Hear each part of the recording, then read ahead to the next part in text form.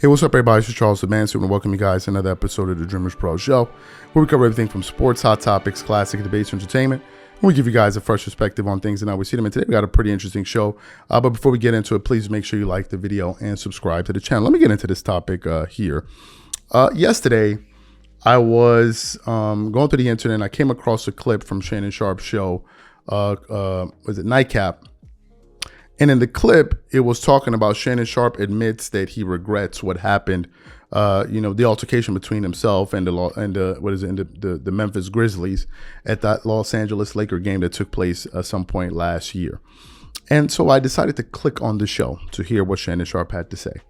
So as Shannon Sharpe was going through it, he was talking about how, at times, he likes to stay in physical tip-top shape to be able to defend himself and all of that. He doesn't like people to get the sense that they can just feel like they can run upon him and start inflicting harm upon him. And then he started to veer off into that situation that happened with the Memphis Grizzlies, something that we all saw.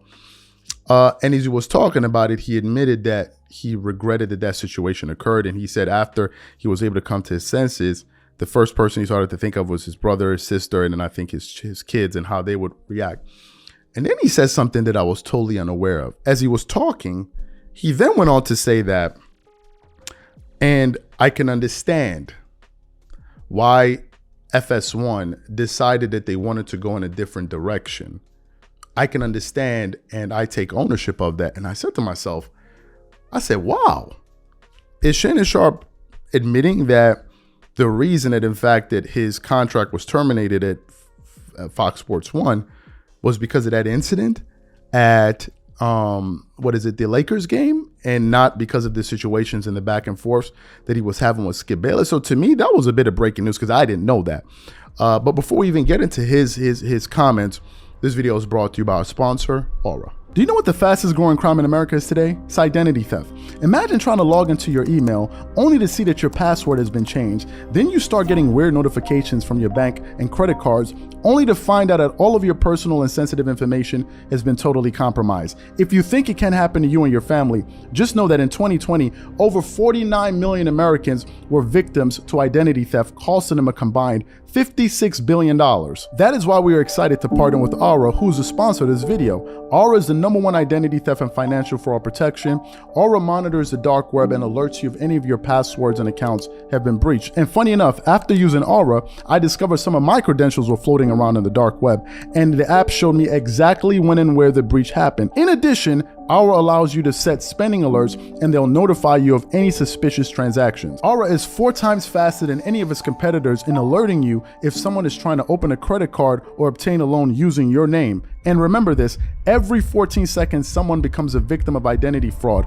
Don't let it happen to you. Now click the link in the description and try Aura for free for 2 weeks and see if any of you or your family's personal information has been compromised. Start your free trial at aura.com/DREAMERSPRO. And when you try Aura, by using the link in the description below, also know that you're supporting this channel.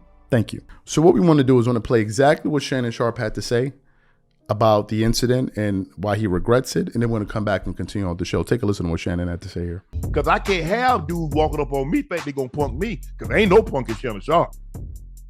Nah, see, I ain't got those problems, huh? Nah. So Listen, I live 35 ain't nobody. Look, if I'm sitting down, ain't nobody coming to stand up over me. That ain't gonna happen. So that's why I stay to myself. I go to my little places, my little off the wall places. I stay to myself. Hey, that ain't gonna happen. We seen you with the Grizzlies, like, trust me, we know, right? me, the only person that I felt comfortable with was probably T. Oh, I can get him, right? The rest of them, they look athletic. Nah. T, oh, no, I can get him. The rest of y'all, yeah, I'm gonna shut the back here. Yeah, that's me, y'all. But he and I had a great conversation after the thing. He's like, man, I ain't mean no harm. I said, bro, all I know is I heard what you said, and when I whirled around at that point in time, now I'm on one. So at that point in time, honestly, when people say they black out, I believe them. Because at that point in time, I completely forgot I was at the game. At that point in time, I'm at a cookout, I'm at a bar, I'm at something, and I'm not even looking at them. All I know, I say, if one guy step over that line, it's over. Ooh, and everybody, man, you scared of? I said, bro, I said, I don't know where y'all from. I say, maybe y'all wired like that. So if somebody big, you get scared. I say, bro, I ain't like that. I said, I hate that I put myself in that situation. But Gil, when I say I blacked out, I honestly did. I forgot that I was at a game. It wasn't until I got back because the security took me back in the hallway and they was talking to me and I could hear them talking, but I'm highly agitated. So at that point, and I remember just like, they're like, hey, you good? You good? You good? And I'm thinking to myself, why y'all asking me, am I good? So I'm like, as I'm calming down, I'm like, oh man. I said, man, I done messed up. I said, my sister gonna see this. I said, my brother gonna see this. My kids gonna see this. I said, man.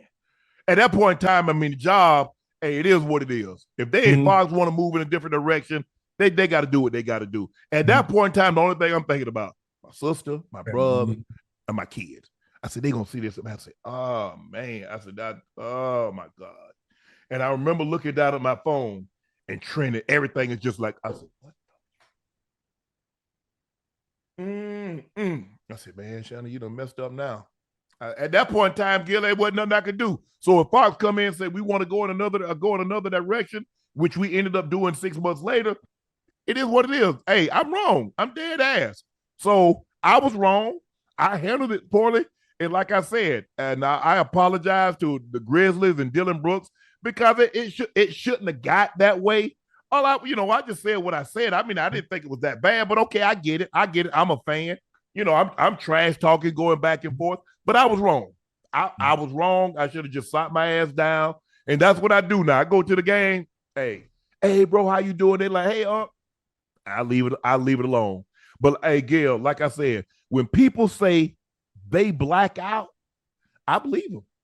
So you heard what Shannon Sharpe had to say. Listen, as I was thinking about it, as I'm talking about it here today, I just remembered that there was a person that actually alluded to this point. And the person that alluded to this point was Jason Whitlock. I don't know if you guys are aware, but a few months ago, Jason Whitlock was kind of going at Shannon Sharpe. And Jason Whitlock said that if Shannon Sharpe is not careful, because Shannon Sharpe was talking about how things didn't work out with him and Skip. And Jason Whitlock was saying, no, you're the reason why things didn't work out. And he's like, if you keep talking, I'm going to expose what really happened in FS1 and why you were let go of. And Jason Whitlock never went into the details of it. But as it turns out, based on what Whitlock said at the time and what Shannon is saying right now, it seems like, as a matter of fact, it was that incident that was the final straw that broke the camel's back, where FS1 said, we can no longer continue with this relationship. And I didn't know that. Right. It's just Whitlock had said it at the time, but Shannon just kind of verified. Otherwise, why would he say that? Right now, ever since Shannon Sharpe has left FS1, one can argue that it's been a blessing in disguise because his career has gone to heights that none of us could have foreseen, because now he's at the top of the game. It's him, Stephen A. Smith, and Pat McAfee. Those are the big boys. Right. And I don't know if he would have been able to garner this level of success had he still been at FS1. So it may have been a blessing in disguise. I don't know if he would view it that way, but it ended up working out perfectly for him in the end, because now look where he is. He's bigger than he has ever been at any time in sports media. But I thought it was quite surprising, and I was shocked that Shannon Sharpe publicly admitted that was the reason that he was let go at FS1. So what I want to know from you guys, what do you think about Shannon Sharpe's thoughts? What do you think about his admission? Whatever you guys think, please leave your thoughts and comments in the comment section. And we catch you guys on the next show. Peace.